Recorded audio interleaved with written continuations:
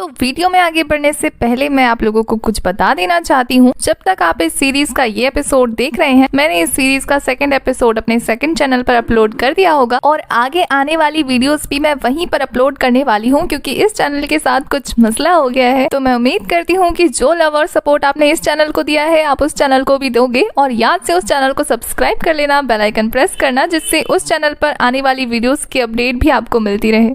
Hello everyone, welcome to my YouTube channel. लेकर आ गई हूँ मैं आप सबके लिए एक न्यू इंटरेस्टिंग सी सीरीज जो कि आपको काफी ज्यादा पसंद आने वाली है। तो स्टोरी कुछ ऐसी है कि हमारी फीमेल लीड, जो कि बचपन में काफी ज्यादा ब्यूटीफुल हुआ करती थी, वक्त के साथ और फैमिली रिस्पॉन्सिबिलिटी के चलते अपनी अपीयरेंस पे ध्यान नहीं दे पाती है और देखने में काफी ज्यादा ऑर्डिनरी लगने लगती है। जब सालों बाद वो अपने चाइल्डहुड फ्रेंड से मिलने जाती है तो वो उसे पहचान नहीं पाता, तो वो एम्बेरसमेंट से बचने के लिए अपनी ब्यूटीफुल सी रूममेट कम बेस्ट फ्रेंड को मिला देती है। उससे अपनी आइडेंटिटी वो अपनी बेस्ट फ्रेंड को दे देती है। पर उसकी प्रॉब्लम तो तब बढ़ जाती है जब उसके ऑफिस का बॉस उसका चाइल्डहुड फ्रेंड निकलता है और उसे काफी मशक्कत करनी पड़ती है उसे अपनी आइडेंटिटी छुपाने के लिए। तो ज्यादा बोर ना करते हुए मैं एक्सप्लेनेशन स्टार्ट करती हूँ। तो एपिसोड स्टार्ट होता है और हमें सीन दिखाया जाता है हमारी फीमेल लीड ज़ेन को, जो कि काफी खुशी खुशी अपने जॉब पे जाती है और हमें हमारी फीमेल लीड के बारे में पता लगता है, जो कि काफी ज्यादा हेल्पिंग नेचर की है, हार्ड वर्किंग है, प्योर हार्टेड है और कभी भी किसी भी काम को करने से बिल्कुल मना नहीं करती है। वहीं दूसरी तरफ उसकी बेस्ट फ्रेंड क्याओ को दिखाया जाता है, जो कि अपने अमीर दोस्तों के साथ अपनी बर्थडे पार्टी एंजॉय कर रही होती है। वो ज़ेन को कॉल करके जल्दी से आने के लिए कहती है और ज़ेन यहाँ अपने काम में बिजी होती है क्योंकि वो नाइट शिफ्ट कर रही थी। तो ये बात जानने के बाद क्या उस पे काफी ज्यादा भड़कती है कि जल्दी से यहाँ आओ, मेरी बर्थडे है और तुम जॉब कर रही हो। इधर क्याओ के फ्रेंड जो है वो उसके लिए एक बड़ा सा केक ऑर्डर करते हैं। केक को देखकर क्याओ खुश तो होती है, लेकिन वो सबको मना कर देती है कि आइंदा से मेरे बर्थडे पे केक मत लाना, मैं सिर्फ एक स्पेशल पर्सन के हाथ का ही केक खाती हूँ। दूसरी तरफ उसकी पार्टी में आए हुए लड़के उसको महंगी महंगी गिफ्ट देकर पटाने की कोशिश कर रहे होते हैं और वो सबके गिफ्ट्स को ऑब्जर्व कर रही होती है कि कौन अच्छा लाया है। बट वो सिर्फ एक लड़के का रोज एक्सेप्ट करती है, मतलब वो काफी सिंपल माइंडेड है। उसे अपने बर्थडे में जिसकी याद आ रही थी वो थी ज़ेन, जिसको वो सबसे ज्यादा मिस कर रही थी, अकेला फील कर रही थी। इस भरी हुई पार्टी में अमीर लोगों के बीच में भी उसको घुटन फील हो रहा था। इसी गम को दूर करने के लिए वो काफी ज्यादा ड्रिंक करना स्टार्ट कर देती है। दूसरी तरफ हमें ज़ेन को दिखाया जाता है, जो कि क्याओ का बर्थडे केक लेकर आ रही होती है। जब वो वहाँ केक लेकर पहुंचती है तो पार्टी ऑलमोस्ट खत्म हो चुकी थी। तो वो स्टाफ से पूछने पर उसे पता लगता है कि सब लोग कहाँ गए उसे नहीं पता। पर वो जैसे ही क्याओ को कॉल करती है तो वो सोफे के पीछे ड्रंक हालत में पड़ी हुई थी। तो वो क्याओ से पूछती है कि बाकी दोस्त कहाँ हैं उसके, जो उसकी पार्टी में आए थे। तो क्याओ कहती है कि उसने भगा दिया क्योंकि उसे ज़ेन के हाथ का केक खाना था। तो ज़ेन उसे एक केक दिखाती है कि उसके लिए स्पेशली बनवा के लाई है और वो काफी खुश हो जाती है, उस केक को हक कर लेती है। क्याओ ज़ेन के आने के बाद काफी ज्यादा खुश हो गई होती है और अपने केक से भी काफी ज्यादा प्यार कर रही होती है। घर जाते टाइम पे वो दोनों रास्ते में काफी ज्यादा मस्ती करते हैं। घर पहुंचकर जैसे ही हुई ज़ेन